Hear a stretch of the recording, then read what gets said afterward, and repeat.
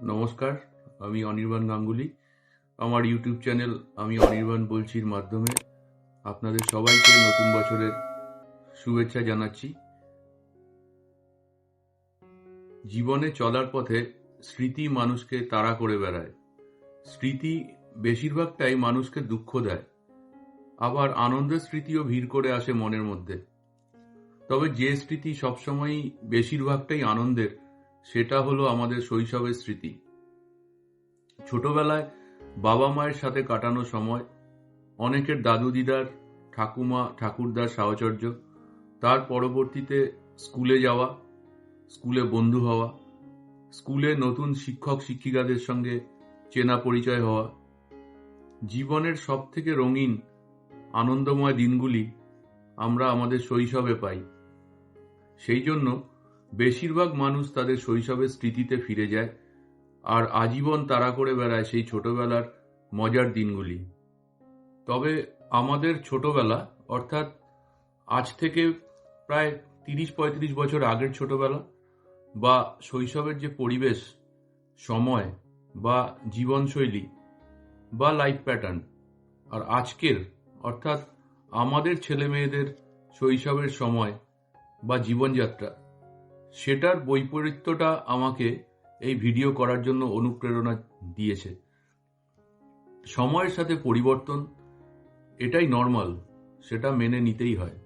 কিন্তু একই জীবনে নিজের ছেলে মেয়েদের বেড়ে ওঠার সময়টায় নিজেদের শৈশবের সময়টা ভীষণভাবে মনে পড়ে যায়। আমরা প্রত্যেকে আমাদের শৈশবকে ভীষণভাবে মিস করি।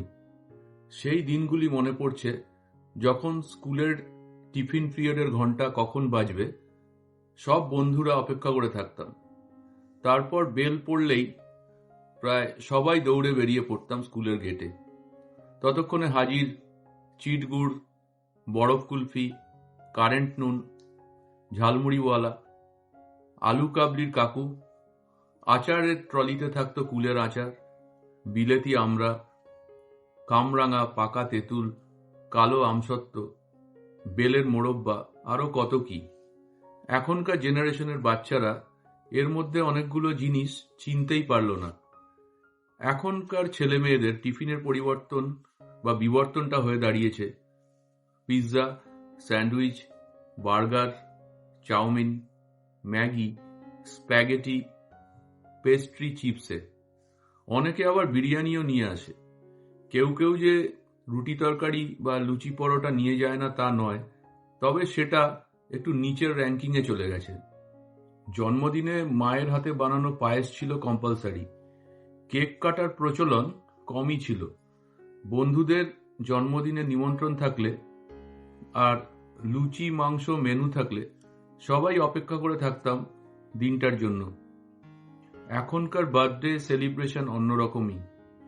কেউ কেউ রেস্টুরেন্টে সেলিব্রেট করে, কারোর আবার গালা সেলিব্রেশন, সঙ্গে কেক কাটাটা তো অবশ্যই কম্পালসারি।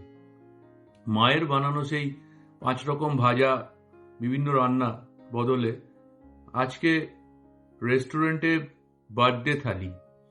বাচ্চাদের রিটার্ন গিফট, স্কুলে বন্ধুদের চকলেট দেওয়া, এগুলো নতুন রীতি, যা না করলে স্ট্যাটাস বিঘ্নিত হয়। আমাদের সময়, অর্থাৎ আজ থেকে প্রায় 35-40 বছর আগে, কারোর বাড়িতে টিভি থাকা মানে সেটা ছিল একটা বিরাট ব্যাপার। আর কালার টিভি থাকলে তো আলাদাই স্ট্যাটাস। যাই হোক, 80-র দশকের শেষের দিকে দুটি মেগা সিরিয়াল রামায়ণ এবং মহাভারত টিভি থেকে সম্প্রচারিত বা টেলিকাস্ট হওয়া শুরু হলো। এই সময় আমাদের সেই দিনগুলোর জীবনযাত্রা একটা অন্যরকম হয়ে গেছিল। রবিবারের সকাল থেকে দুপুর অবধি রাস্তাঘাট ফাঁকা হয়ে যেত। আর তখনকার দিনে পাড়ার লোকজন, বিশেষ করে বাচ্চারা যাদের বাড়িতে টিভি ছিল, সেখানে গিয়েই সেই বাড়ির লোকজনের সাথে বসেই টিভি দেখত। এটা কিন্তু খুব স্বাভাবিক ব্যাপার ছিল। আসলে তখন পাড়ার লোকজনের মধ্যে একটা আত্মিক সম্পর্ক ছিল। ছোট বড় বিভেদটা বাড়ির গুরুজনদের মধ্যে ছিল না। নিজের ছেলে মেয়ে আর অপরের সন্তান প্রায় একই সিস্টেমে বড় হতো। তখনকার দূরদর্শনের চন্দ্রকান্তা, আলিফ লায়লা, শক্তিমান, ব্যোমকেশ বা মিলে সুর মেরা তুমহারা আজ বিস্তৃত স্মৃতিতে।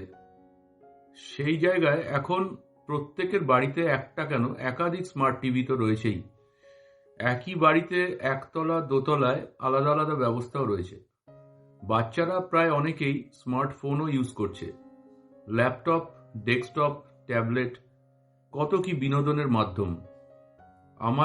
আমাদের সময়কার অর্থাৎ ৮০ বা ৯০-এর দশকের দূরদর্শনে কার্টুন বলতে ছিল রবিবারে Laurel Hardy, Charlie Chaplin, Tom and Jerry, Mickey Mouse, jungle book, Alibaba ৪০ চোর, এইসব। সেই কার্টুনের বিবর্তন এসে দাঁড়িয়েছে Doraemon, Shinchan, Chhota Bheem, Masha and the bear, Pokemon, Motu Patlu, Peppa Pig, Oggy and the cockroaches, Little Singham, আরও কত কি। স্কুল থেকে ফিরেই ব্যাগটা ফেলে আমরা চলে যেতাম মাঠে খেলতে। সারাটা বিকেল মোটামুটি খেলা। ফুটবল, ক্রিকেট তো ছিলই, তাছাড়া আরও কত কি। লুকোচুরি, পিট্টু, ছোঁয়াছুঁয়ি, কবাডি, ডাঙ্গুলি, গুলি খেলা, এমনকি অনেকে হকিও খেলত। শীতকালে ব্যাডমিন্টন, ভলিবল, গাদি। সন্ধেবেলা ফিরে মোটামুটি ক্লান্ত হয়ে পড়তাম। তারপর পড়তে বসে ঘুম পেলে বাবা মায়ের কাছে বকা, মার। মেয়েদের কিছু বিশেষ খেলা ছিল, যেমন কিতকিত, লাফদড়ি। আর কিছু কমন খেলা ছিল, যেমন কুমিরডাঙ্গা, রুমাল চোর। আর ইনডোর গেমসে ক্যারাম, লুডো, চোর পুলিশ, বাবু ডাকাত, এসব তো ছিলই। আর এখন যখন দেখি বেশিরভাগ মাঠগুলো ফাঁকা পড়ে থাকে, বিকেলবেলা মাঠগুলোরই যেন মন খারাপ মনে হয়। যদিও এই কয়েক বছরে মাঠের সংখ্যাও মারাত্মকভাবে কমেছে। ছোট ছোট ছেলে মেয়েদের লাফালাফি, দাপাদাপি, চিৎকার, আনন্দ, ঝগড়ার বদলে ফাঁকা মাঠগুলো খুবই মন খারাপ কর। এখনকার সময়ে ছোট ছোট ছেলেমেয়েরা অনেকে স্কুল থেকে ছুটি হওয়ার পরেই ওই অবস্থাতেই প্রাইভেট টিউশন পড়তে চলে যায়। আর বেশিরভাগ বাচ্চারই অবসর টাইমের বিনোদন বা রিক্রিয়েশন হয়ে দাঁড়িয়েছে মোবাইল। ফ্রি ফায়ার, বিজিএমআই অর্থাৎ পাবজির নতুন সংস্করণ, ক্যান্ডি ক্রাশ, এরাই শিশু মনে জায়গা করে নিয়েছে।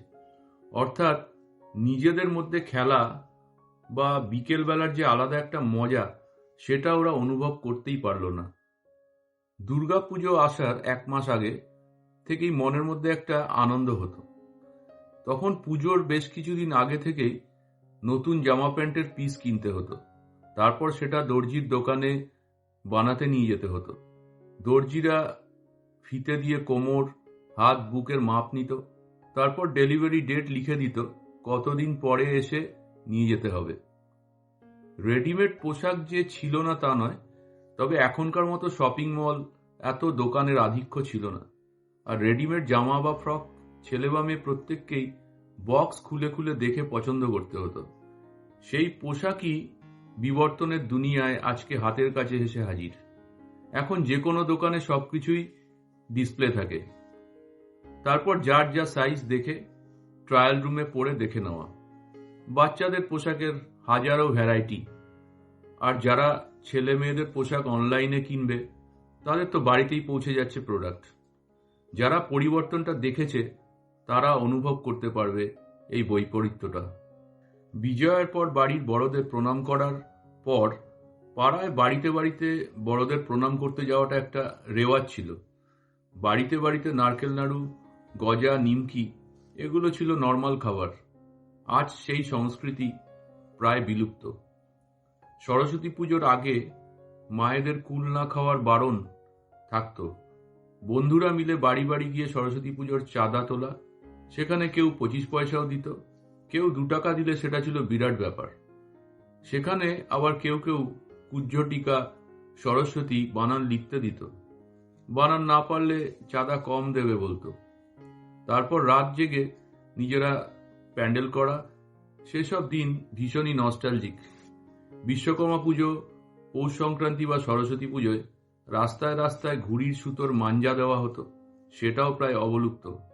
লোডশেডিং ব্যাপারটা ছিল একটা নিত্য নৈমিত্তিক ঘটনা। আর যদি সেটা গরমকালে হয়, তাহলে পাড়ায় পাড়ায় অনেকেই রাস্তায় বেরিয়ে পড়তো। বাচ্চাদের মধ্যে হঠাৎ খেলা শুরু হয়ে যেত। চিমনি, হ্যারিকেন জ্বেলে পড়াশোনা করতে হতো, যেটা এখনকার শৈশবে কোনো অস্তিত্বই নেই। ইনভার্টার, জেনারেটর থাকায় সেই ঘটনা ওদের সেভাবে চাক্ষুষী হয় না। ছোটবেলার ছাত্রবন্ধু, এবিটিএ টেস্ট পেপার, দিস্তা কাগজ কেনা খাতার জন্য, তারপর আগের ক্লাসের দাদা দিদিদের পুরানো বই কিনে কম দামে কিনে পড়া, সেটা এখন প্রায় নিশ্চিহ্ন। এই চ্যাটজিপিটি, গুগলের যুগে দাঁড়িয়ে পড়াশোনা অনেক বেশি আন্তর্জাতিক। অনেক লার্নিং অ্যাপ, কোচিং ইনস্টিটিউট, স্কুলে প্যাকেজ সিস্টেমে বই খাতা কিনে পড়া, এটাই এখন সিস্টেম। যুগের সাথে পরিবর্তন সব ক্ষেত্রেই স্বাভাবিক। শৈশব জীবনের এই আমূল পরিবর্তন হওয়ার পেছনে শিক্ষা ব্যবস্থার পরিবর্তন এবং আমাদের সামাজিক পরিবর্তন পুরোটাই দায়ী। আজ থেকে ৩০-৩৫ বছর আগে বেশিরভাগ বাচ্চা বাংলা মিডিয়াম স্কুলে পড়ত। গুটি কয়েক বাড়ির ছেলেমেয়েরা ইংলিশ মিডিয়াম স্কুলে যেত। কিন্তু এখন সম্পূর্ণ বিপরীত চিত্রটা। আঞ্চলিক ভাষার মাধ্যমের তুলনায় দেশীয় বোর্ডের স্কুলেই বেশিরভাগ বাচ্চারা পড়াশোনা করছে। আমাদের সময়কার সকালে উঠে পড়তে বসা আর সন্ধেবেলা পড়তে বসা নয়, এরা প্রায় সারা দিনই তেল দেওয়া গাড়ির মতো ছুটছে। এই রোবোটিক সিস্টেমে প্রত্যেকটি বাচ্চা এবং তাদের বাবা মারাও ভীষণভাবে কেরিয়ার কেন্দ্রিক। তবুও যে সময়েই দাঁড়িয়ে থাকি, প্রত্যেকের কাছেই নিজ নিজ শৈশব ভীষণ প্রিয়। প্রত্যেক শিশুর শৈশব আনন্দদায়ক হোক, ওরা প্রাণ ভরে নিঃশ্বাস নিক, ভালোভাবে বেঁচে থাকুক, এটাই কামনা। নমস্কার।